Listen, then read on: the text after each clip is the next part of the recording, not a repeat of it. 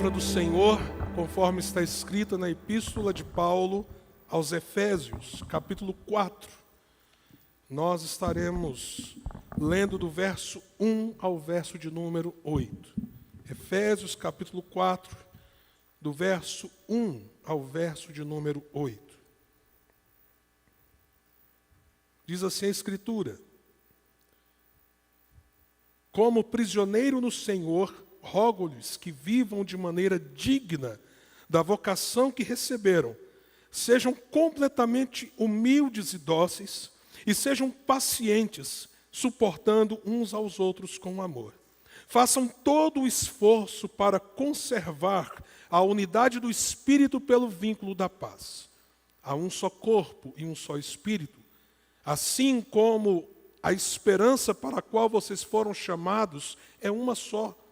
Há um só Senhor, uma só fé, um só batismo, um só Deus e Pai de todos, que é sobre todos, por meio de todos e em todos. E a cada um de nós foi concedida a graça, conforme a medida repartida por Cristo. Por isso é dito o que foi dito: quando ele subiu em triunfo às alturas, levou cativos muitos prisioneiros e deu dons aos homens.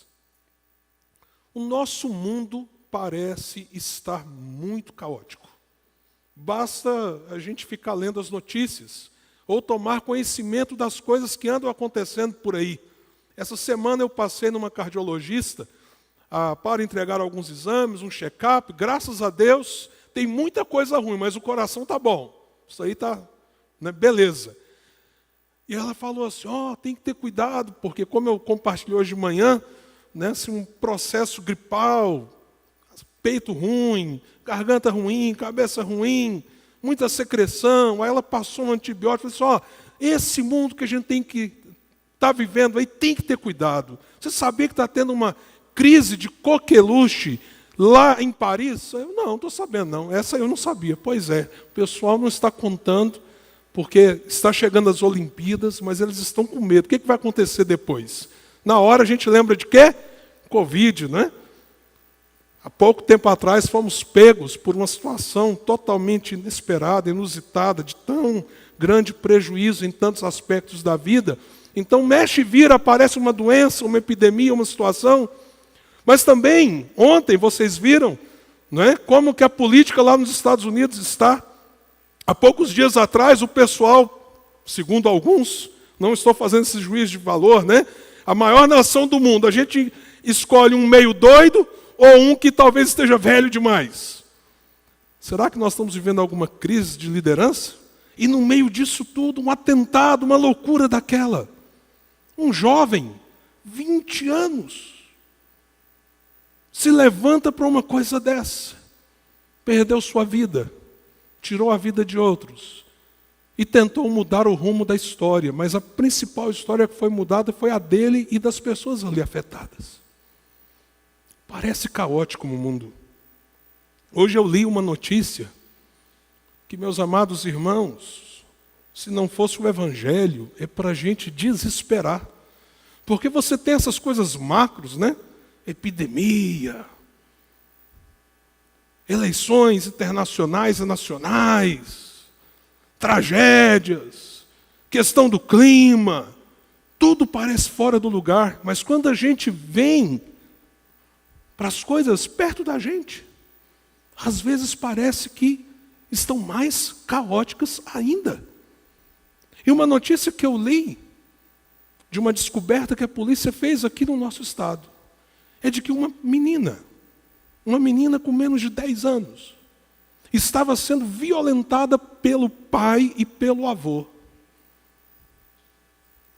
porque perdeu a mãe, que morreu de câncer.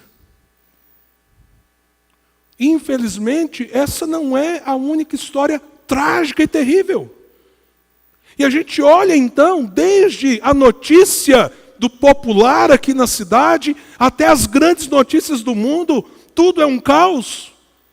Será que de fato a nossa maldade, a nossa ruindade chegou num nível tal que o mundo está perdido? Não há nada que justifique a sociedade que a gente vive.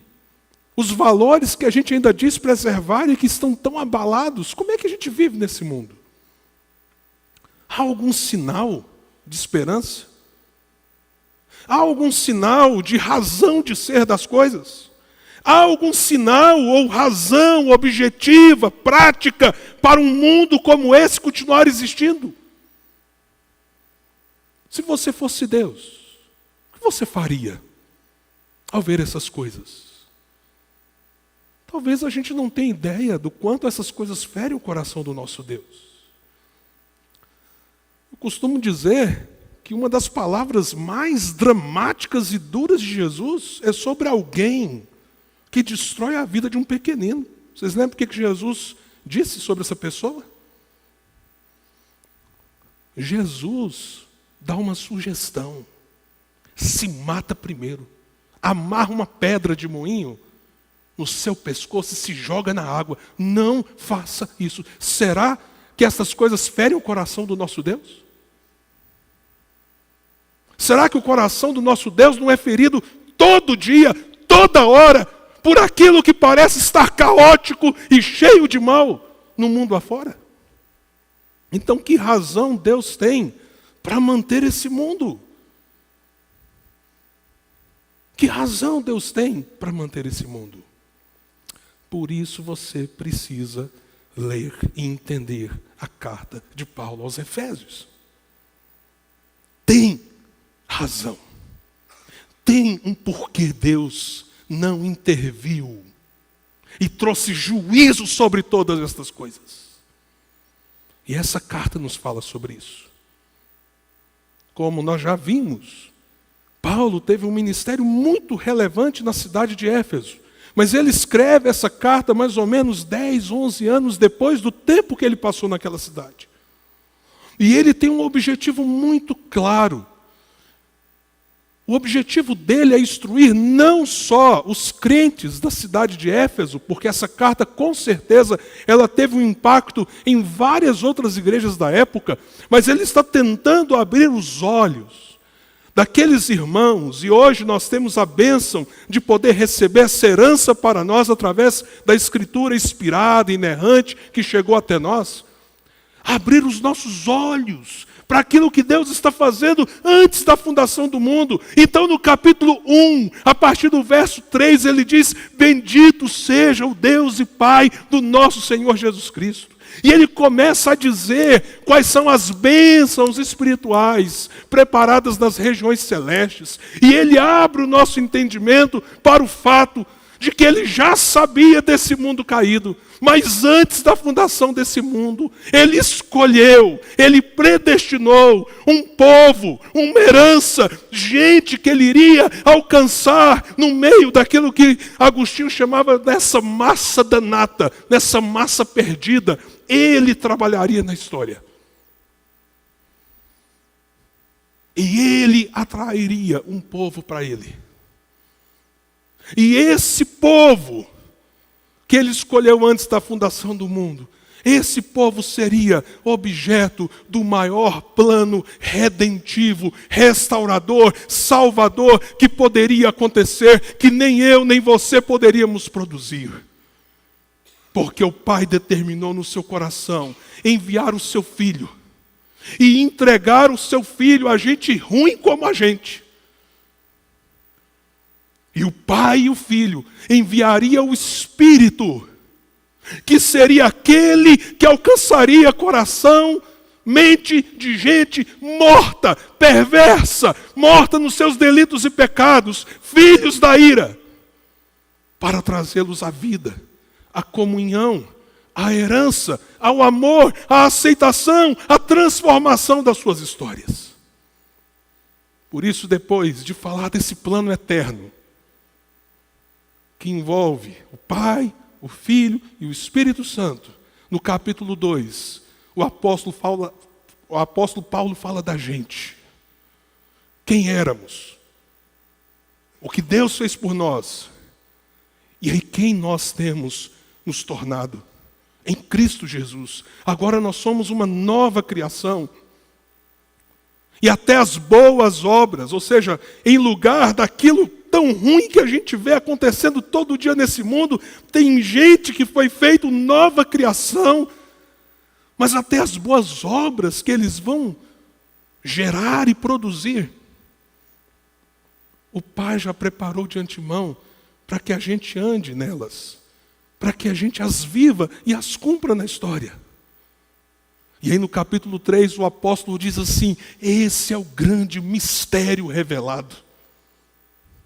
E ele diz: o mistério que estava oculto às outras gerações, Deus tornou agora conhecido, que Ele está reconciliando consigo o mundo, que Ele está trazendo gente de todo povo, língua e nação, e no meio de tanta gente ruim, como todos nós nascemos maus, esse Deus está agindo na história. E por que Ele ainda não destruiu esse mundo mau? Porque Ele ainda está neste ministério, nesta ação histórica. Enquanto eu estava me preparando para trazer essa mensagem para os irmãos, eu estava vendo, por exemplo, algumas fotos. Alguns irmãos da nossa igreja chegaram lá em Angola. E as crianças do Projeto Ser, são mais de 600 crianças, elas estavam cultuando, louvando, dançando na presença de Deus, o Evangelho chegando e transformando. Aí eu recebi uma imagem do pastor Renato Porpino. Ele é pastor da Catedral do Rio. E ele está numa campanha com várias outras igrejas, trabalhando hoje, agora, enquanto nós estamos aqui, eles estão lá atuando no sertão nordestino. E se nós olharmos, quanta coisa está sendo feita para a glória de Deus. Inclusive, você tem a dimensão do que nós estamos fazendo aqui. O que você veio fazer aqui nessa noite? Você veio assistir alguma coisa? Você assistia no cinema. Ou no teatro. Aqui não. Aqui você veio prestar um culto ao Deus Todo-Poderoso. Aqui nós estamos servindo a Ele e declarando publicamente o seu poder e a sua glória. E fazemos isso nesse tempo com toda a maldade que existe nesse mundo, porque nós temos sido alcançados por esse plano redentivo eterno de Deus. Então qual que é o grande mistério? Que Deus, que havia usado o povo de Israel no Velho Testamento para que eles fossem testemunhas às nações, agora está reunindo gente de todos os lugares com os judeus e fazendo de todos um povo. O grande mistério é a igreja. Por que Deus não destrói esse mundo? Agora. Porque tem gente que ainda vai se tornar igreja. Porque tem gente ainda recebendo o Evangelho. Porque a palavra da salvação está atuando nesse mundo perdido. E apesar da nossa impressão de um caos, há um Deus agindo na história. E nós, como igreja, precisamos dizer: Senhor, então como nós, o teu povo, podemos responder a esse chamado, a esta vocação? Senhor, como nós, o teu povo, podemos entrar nas casas e impedir que violências como essa feita a essa menina não aconteçam? Como nós, o teu povo, podemos levar uma mensagem de salvação para essa menina que amanhã será uma adolescente, uma mulher, e que o Senhor pode transformar a vida dela de um modo tão poderoso que ao invés dela ser uma pessoa ferida para o resto da vida, se o Evangelho entrar no coração dela, Senhor, Senhor, vai ser uma mulher poderosa nas tuas mãos, e as dores dela serão transformadas em ferramentas de cura de outras meninas e mulheres. Senhor, como nós podemos agir como teu povo para sermos esse sal e luz que chega no meio de tantas trevas, de tanto pecado, de tanta desgraça? Porque nós somos esse povo. E aí no capítulo 4, Paulo vira uma chave. Depois dele ter trabalhado toda essa base teológica, bíblica que nós precisamos, quem nós somos, por que nós somos. Que obra é essa que o Senhor está fazendo? Que mistério é esse que Ele revelou na história? Depois dele deixar tudo isso claro para nós, no capítulo 4, Ele faz um apelo. E o capítulo 4 muda a carta para um propósito agora mais prático, mais pastoral. Eu rogo a vocês, meus irmãos, diz ele, como prisioneiro do Senhor, e ele tinha acabado de dizer no capítulo 3, para os crentes não lamentarem o fato dele ser um prisioneiro, estar literalmente na cadeia por causa do Evangelho. Porque ele diz assim, esse mistério, irmãos, é tão glorioso que para mim é um privilégio eu estar em cadeias, desde que Cristo seja anunciado. Olha a visão do apóstolo sobre o que era a igreja. Quem nós somos em Cristo Jesus. E aí ele então diz, eu que sou prisioneiro do Senhor, eu que não lamento o fato de estar sendo perseguido, eu faço um apelo para vocês. Vivam de modo digno a vocação a que vocês foram chamados. E vocação é o que, irmãos? Vocação é o propósito nosso. É aquilo que deve nos mover na vida. É aquilo que dá sentido às coisas. É aquilo que irá dominar, ou deveria dominar, as suas escolhas diárias. Como você lida com os seus negócios, como você exerce o matrimônio, como você cria seus filhos, como você serve na igreja, como você olha para o mundo. Quando nós temos uma visão clara da vocação, no fundo, nós temos uma visão clara de nós mesmos. Ah, então nós somos isso. É isso que a palavra de Deus está revelando. Que um plano eterno foi construído e que esse plano eterno nos alcançou. E que agora nós fazemos parte desse projeto de Deus para a eternidade. E que a minha vida, então, não está descolada dos planos de Deus, ao contrário, eu sou a expressão do plano de Deus, porque Ele me alcançou, me redimiu, me salvou. E aí o apóstolo diz assim, sim, agora, viva de modo digno disso. Ele começa a trabalhar isso. E nos versos que nós lemos, há 3 coisas que nós somos impelidos a buscar para respondermos a esta vocação de modo digno. E ele vai continuar trabalhando outras coisas que, se Deus permitir, nos próximos sermões que eu estarei pregando, eu vou continuar falando com os irmãos e nós vamos continuar refletindo. Mas aqui nessa introdução do capítulo 4, ele destaca 3 coisas. Elas não estão na periferia, elas são essenciais. Viva de modo digno do seu chamado, da sua vocação. Então, primeira coisa, busque as virtudes de Deus. Olha só o que ele diz. Verso 2. Sejam completamente humildes e dóceis, e sejam pacientes, suportando uns aos outros com amor. Sejam, olha só, completamente humildes e dóceis. Quem aqui é completamente humilde?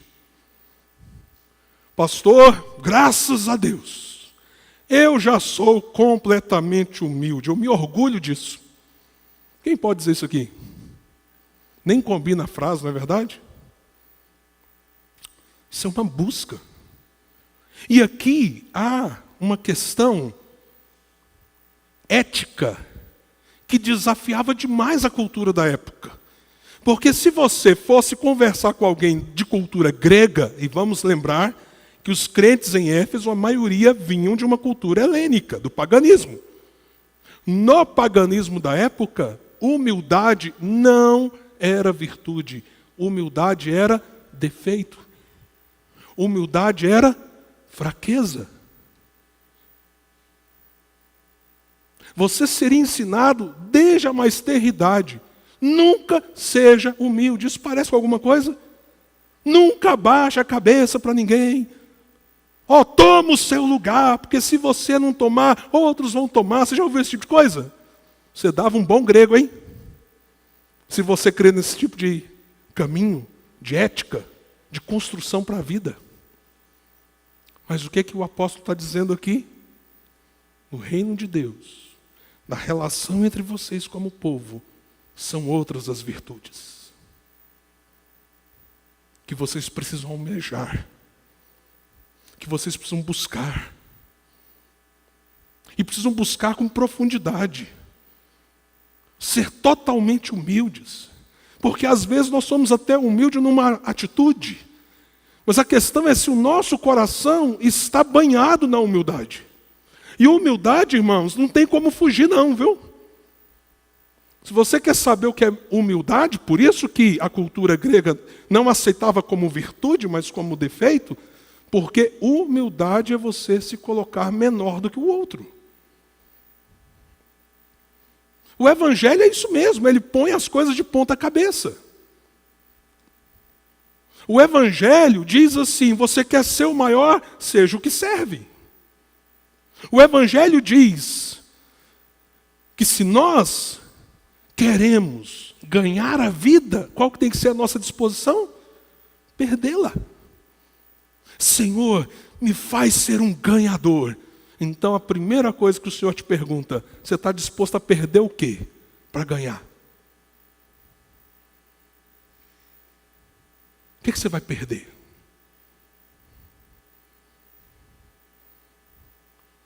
Outro exemplo? Orgulhai-vos, pois, e o Senhor vos exaltará.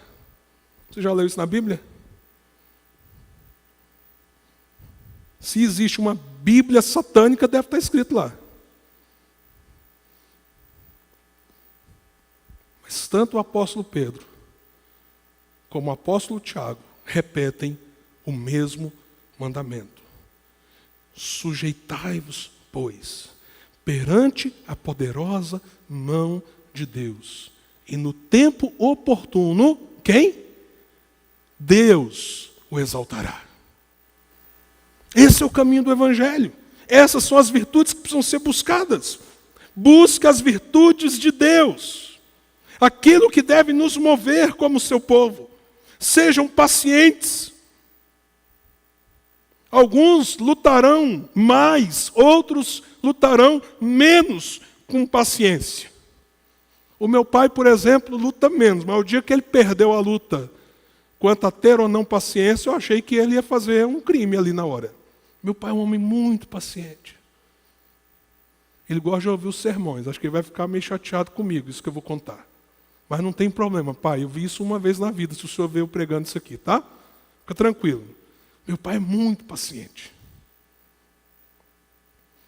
Daquela paciência que até incomoda a gente, sabe? Pai, vamos. Pai, tá bom, estou indo, meu filho. Então, paciência em todos os sentidos. Mas uma vez, eu era adolescente, assim, pré-adolescente, o pessoal me chamou, a mim, minha mãe, ligar para minha mãe, vem buscar o seu Altair, nós estamos passando aqui no ônibus, meu pai naquela época tinha um ônibus de turismo, que ele não está passando bem não. Aí a gente saiu de casa correndo para o trevo, morávamos em Anápolis, chegamos lá, o ônibus parado, quando eu olhei para fora, como estava meu pai, com uma pedra desse tamanho, eu vou matar! O quê? Meu pai, o que aconteceu? Alguém o irritou.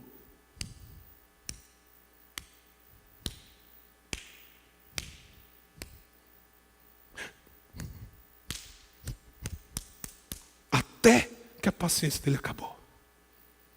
Conseguiram. Então mesmo o maior daqueles que tem a paciência, se você for só pelo seu temperamento, se um dia esgotar, é bom ninguém estar perto. Porque quando esgotar, você se transforma. Glória a Deus. que a gente protegeu o pai e ele voltou à sua paciência. Para a glória do Senhor. Para a glória do Senhor. Mas o fato dele ser um homem paciente, muitas vezes, quando as coisas iam chegando no limite da criação, aí a minha mãe dizia assim: seu pai vai falar com você. Eu falo assim: não, mãe, me bate, mãe, me corrige, mãe, mas não entra com meu pai nessa história, não. Porque ele olhava pacientemente nos meus olhos, e com uma autoridade que só quem tem paciência em Deus, ele falava comigo de um modo tão exortativo, às vezes corrigia, mas que eu falava assim: como eu não honrei meu pai? Por que eu não honrei meu pai? Está aqui um homem de 50 anos. Uma das coisas que mais me motiva é: eu preciso honrar meu pai. Eu não posso envergonhar meu pai. Por quê? Porque eu tenho que viver de modo digno do seu Altair. Mas nós somos chamados, irmãos, a transpor isso muito além. Se nós tivemos um pai, uma mãe que nos direcionou, e independente dos erros que eles cometeram, a Bíblia diz o quê? Honra teu pai e tua mãe. Mas não obstante isso, nós devemos ser movidos às virtudes de Deus, porque nós queremos dignificar aquele que nos salvou. Às vezes você, como eu, sua luta para ser dócil, paciente, às vezes é maior, dependendo do seu temperamento, não é? Você consegue às vezes servir, você é mais proativo, mas há algumas coisas que você luta mais. O que é que nós precisamos fazer? Buscar isso no nosso Deus. Mas pastor, como? Como, pastor? Será que você não observa o quanto esse texto, esse pedido, essa súplica, nos remete ao dom, ou melhor, ao fruto do Espírito, lá em Gálatas? É isso. É fruto do Espírito. Porque nós somos povo de Deus, o Espírito Santo habita em nós. Há algo que agora transcende a questão do nosso temperamento, das nossas facilidades ou dificuldades. A questão é andarmos no Espírito, uma vida de comunhão com Deus, uma vida cheia do Espírito de Deus, para que nós tenhamos o nosso caráter moldado e as virtudes de Cristo brotem, aflorem. Então nós temos que buscar essa comunhão diária com o Espírito Santo do Senhor. Porque quando o Espírito Santo do Senhor nos enche, nós somos capazes de exercer isso aqui: humildade, doçura, paciência, ser um suporte. Pastor, tem hora que tem que suportar mesmo, né? Talvez você esteja pensando na palavra aqui, mas no sentido de você aguentar. Sim, irmão, tem hora que a gente tem que aguentar. Mas a palavra suporte aqui é uma virtude maior do que simplesmente aguentar. É ajudar a carregar o outro. É fazer o que esta mesa está fazendo com esta água, com esta Bíblia. Apoio. Busque as virtudes que procedem de Deus para viver de modo digno do seu chamado, da sua vocação. Segundo, busque a unidade. Qual é o grande mistério que foi revelado na história? Segundo o apóstolo Paulo, se você ler o capítulo 3, ele ainda diz assim: eu já disse um pouco sobre isso um pouco atrás, mas agora eu quero deixar bem claro para vocês. Depois leia do verso 1 para frente. E ele diz: é que Deus está salvando gente. E está unindo esse povo, conectando esse povo. E ele chama isso de igreja. Nós somos a igreja. E quando eu digo nós somos a igreja, não estou falando só de nós que estamos nesse espaço específico, mas em todo o povo de Deus espalhado pela terra. Existe uma igreja só. Não é o que diz a nossa confissão de fé? A nossa confissão de fé diz que nós somos católicos. E diz também que nós somos a igreja universal. Porque a palavra católica universal fala de uma igreja entre a humanidade, um povo entre a humanidade. Não significa simplesmente uma instituição que se apoderou desse nome, seja o nome católica, seja o nome universal. Isso tem a ver com a natureza do povo de Deus. Existe uma igreja só, irmãos. Não, o Senhor, presta atenção numa coisa que eu vou falar, o Senhor não é polígamo. O Senhor tem uma noiva só. Nós somos parte dessa noiva. E aí diz o texto que nós temos que lutar muito pela unidade do povo de Deus. Olha só, verso 3. Façam todo o esforço para conservar a unidade do Espírito pelo vínculo da paz. Pergunta: quem produz unidade? Ô irmãos, todo mundo aqui comigo? Vocês ouviram a leitura do texto? Quem produz unidade? É o Espírito. O Espírito de Deus. Quem luta para preservá-la? Nós. O Espírito produz. Quem busca diligentemente manter essa unidade produzida pelo Espírito? Cada um de nós. Você quer dignificar o nome de Deus através da vocação que você recebeu como filho dele? Você precisa lutar pela unidade do povo de Deus. Você precisa buscá-la. O Espírito produziu pelo penhor da paz. O que é o penhor da paz? É a obra de Cristo por nós. É o sacrifício de Jesus. Ele estabeleceu a paz, quebrando o muro de separação. Capítulo 2. Nós temos unidade porque nós somos um povo. Só que hoje está difícil falar sobre unidade. Muito difícil. Sabe por quê? Porque tem muita coisa que não dá para concordar. Eu e Nair estávamos vindo para cá e nós estávamos conversando sobre isso. Sobre alguém que se diz pastor de uma igreja evangélica. E essa pessoa tentou desconstruir toda a linguagem forense do Novo Testamento. Não veja Jesus como seu advogado. Hã? Não veja Deus como juiz. O quê? Como assim? Filhinhos, eu vos escrevi para que não pecais. Se todavia pecardes, temos um advogado junto ao Pai, Jesus Cristo, o justo.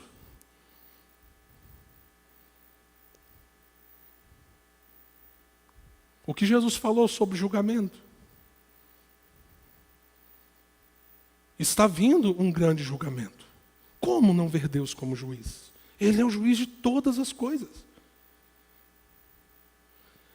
Então, você tem um líder falando de uma coisa que parece até bonita, não é? Veja Deus como um pai. Ele é pai? É pai. Então não veja como juiz. Não! Ele é pai e ele é juiz.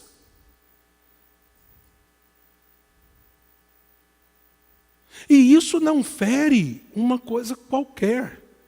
Fere o centro do Evangelho. Pastor, num contexto como esse, temos aí, por exemplo, a proposta da igreja inclusiva, que basicamente diz o seguinte: venha como você está e permaneça como você está. Não, irmãos. A igreja está aberta para qualquer pessoa, tenha ela a escolha que for. Quantas pessoas entraram pela porta de uma igreja, saindo de um presídio, depois de pagar a pena como um assassino? Como você diria para essa pessoa: não entre aqui, aqui não é o seu lugar? Então ali não é uma igreja. Quantas pessoas estão vivendo uma crise sobre a sua própria identidade sexual? Como nós vamos dizer: não entre aqui? Ao contrário, entrem. E nós precisamos receber com todo amor. Agora, meus amados irmãos, quem não nos permite ser inclusivos a esse ponto de dizer assim: entre e permaneça do jeito que você está, ninguém aqui vai dizer nada para você, está tudo ok, é o Evangelho. Porque o Evangelho, seja para aquele hétero que trai a sua mulher, ou para qualquer um outro que viva a sua sexualidade de um modo não bíblico, o chamamento é para quê? Arrependimento, conserto. Então a grande pergunta é: nós temos que lutar pela unidade. Como que a gente luta pela unidade num tempo de tanta confusão? Está aqui o texto nos respondendo. Veja aí o verso 4 e o verso 6. Você vai observar algumas coisas que nos clareiam que unidade é essa. São 7 coisas, eu não vou discursar sobre cada uma delas, eu não tenho tempo para isso. Mas é interessante que o texto diz assim, olha só: há um só corpo e um só espírito, assim como a esperança para a qual vocês foram chamados é o quê? A esperança é o quê, gente? Uma só. Há um só Senhor, uma só fé, um só batismo, um só Deus e Pai de todos, que é sobre todos, por meio de todos e em todos. Então olha aqui essas marcas que devem caracterizar a nossa unidade. Primeiro, há um só corpo. Alguém está ensinando por aí: ah não, nós somos a igreja exclusiva de Jesus. Já é uma seita. Pastor, o que determina a diferença de uma igreja para uma seita? Uma das características: as seitas se julgam o povo exclusivo de Deus. Não existe mais gente que vai ser salva sobre a terra.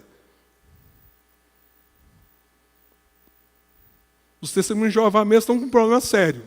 Porque lá atrás, quando eles eram bem menores, eles pegaram o texto de Apocalipse dos 144 mil e falaram assim: só 144 mil vão ser salvos. Agora, como tem muito mais gente, não é bem assim, tal e coisa. Mas só a gente que é salvo. Está aqui o nosso irmão, o testemunho de Jeová. Não é irmão. Pastor, mas o senhor está quebrando a unidade. Não, não tem unidade. Porque não tem a mesma fé, não tem a mesma esperança. Ele não crê no mesmo corpo. O corpo de Cristo. Mas o texto não termina só com o corpo. Fala do mesmo Espírito, depois do mesmo Senhor, do mesmo Deus e Pai. Você quer ver uma coisa que mantém a unidade? Essa pessoa crê no Deus triuno? Pai, Filho e Espírito Santo? Porque há um Espírito, há um Senhor e um Deus e Pai, que é o nosso Deus, a Trindade Santa. Ah, pastor, fulano disse que não aceita a Trindade. Meu irmão, não tem unidade, porque não é a mesma fé. E o que o texto está dizendo? Que há apenas uma fé. Há algumas coisas que determinam claramente se nós temos a mesma fé. E por favor, irmãos, há várias coisas secundárias que não determinam isso. Mas se a pessoa crê, olha, ele crê que a Bíblia é a palavra de Deus. Ele crê nesse Deus triuno, Pai, Filho e Espírito Santo. Ele crê que o Pai enviou Jesus e Ele é o único mediador, o único Salvador entre Deus e os homens. Ele crê no Espírito que foi enviado. Aí se ele crê que uns falam em línguas, não falam em línguas, tal e coisa, esse não é o problema. Ele crê nisso. Ele crê que a igreja, o povo de Deus, é o corpo de Cristo. E que são todos aqueles que se renderam a Cristo como seu único e verdadeiro Salvador. Nós estamos falando da mesma fé, seja pentecostal ou não, ou tradicional, ou histórico. Ou até alguém que não esteja numa igreja saudável, mas que professa essas verdades, então nós podemos dizer: eu tenho unidade com você. Como corpo de Cristo. E os outros? Eu não tenho unidade porque não é a mesma fé. Eu não tenho unidade porque não é a mesma esperança. Eu não tenho unidade porque eles não creem no mesmo Senhor, no mesmo Espírito, no mesmo Deus e Pai. Eu não tenho unidade porque para ele a igreja não é este corpo de Cristo. Então eu não tenho unidade, mas eu posso servir, eu posso abençoar, eu posso falar dessa fé que eu creio. Aí eu estou dignificando a minha vocação. E por último, e eu prometo que serei bem breve nesse terceiro ponto. No texto que nós lemos até o verso 8, porque como eu disse, o capítulo 4 é uma introdução a esta vida digna da vocação. Isso vai continuar do capítulo 4 ao capítulo 6. Mas aqui nessa introdução, além da gente buscar as virtudes, além da gente buscar a unidade, nós temos que buscar o nosso próprio lugar. Quem eu sou nesse corpo? E aí vem a importância da comunidade local. Porque você não vai fazer isso no espaço, né? Flutuando em algum lugar por aí. Você vai fazer usando o seu corpo, seus dons, seus talentos, sua vida, suas oportunidades, a geografia que você vive.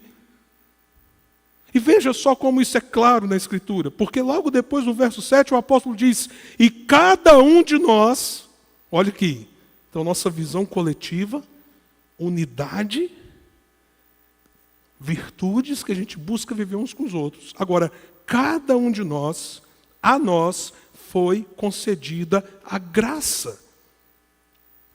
Graça salvadora? Sim, mas graça aqui, ele não está se referindo à graça salvadora, ou o aspecto da graça no sentido de salvação, porque ele fala à medida que foi repartida por Cristo. E logo depois ele cita o Velho Testamento. Por isso que foi dito, quando ele subiu em triunfo às alturas, levou cativo muitos prisioneiros e deu dons aos homens. Grande mistério. O Senhor estabeleceu na eternidade salvar gente de toda língua, povo e nação e constituir um povo, a família da fé, o edifício vivo.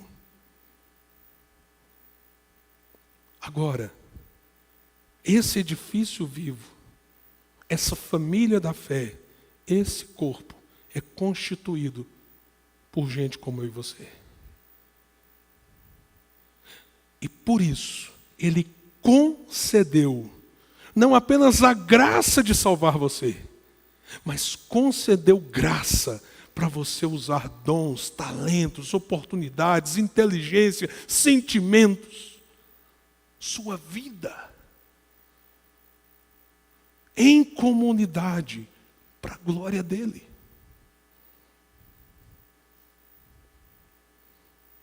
Quando a gente esquece as virtudes e fica só com os dons, vira uma bagunça. Sabe por quê? Quem às vezes tem facilidade de exortar o irmão, Deus concedeu graça.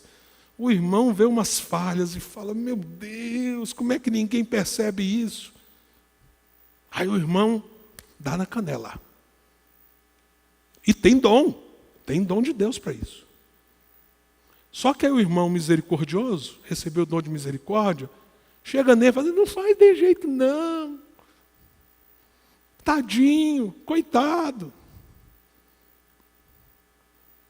Gente cheia de dom. Como é que a gente regula isso?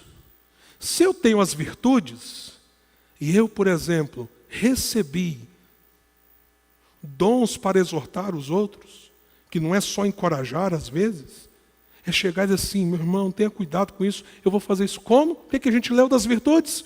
Humildade, doçura. E aí Deus vai pegar o outro que tem o dom de misericórdia e vai fazer o quê?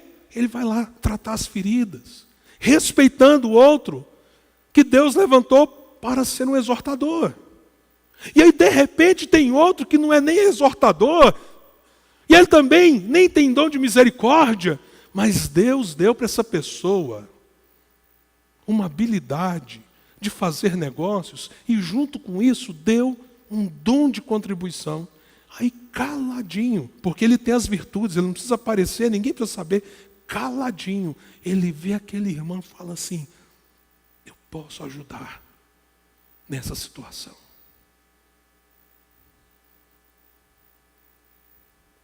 Aí Deus levanta um outro, que tem uma habilidade para administrar melhor as coisas. Ele é um administrador nato. Ou eu posso ajudar com umas ideias, para essa pessoa se reorganizar. E estas coisas acontecem de um modo orgânico e natural, porque nós temos as virtudes e nós lutamos para manter a unidade, e cada um tem dons e talentos. Gente, esse Deus nosso é maravilhoso demais, não é? Esse Deus nosso é maravilhoso demais. Olha como Ele projetou a sua igreja.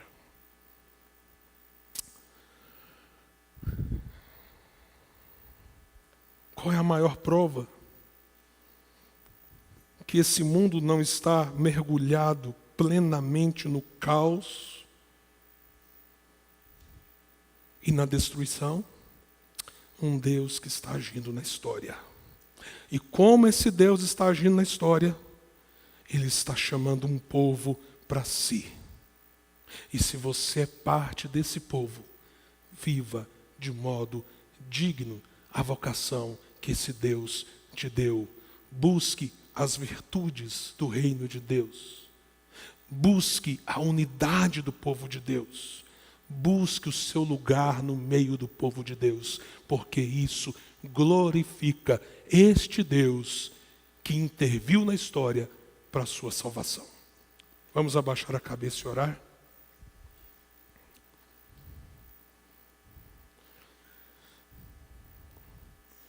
Senhor, muito obrigado. Porque o Senhor poderia simplesmente ignorar esse mundo caído. Mas o Senhor, por decisão própria, exclusiva do teu coração, ainda na eternidade, estabeleceu agir na história e salvar gente perdida, gente má, como cada um de nós aqui, para nos transformar à imagem do teu Filho, para sermos um povo pertencente a ti. E para manifestarmos entre as nações o amor, a glória do teu santo nome. À medida que nós temos esta consciência, Senhor, nos ajude a responder de modo objetivo a este apelo feito pelo apóstolo Paulo ao escrever essa carta, para que nós possamos viver de modo digno da vocação que recebemos do Senhor. Desenvolve em nós, ó Deus, no poder do Teu Espírito, as virtudes que precisamos ter.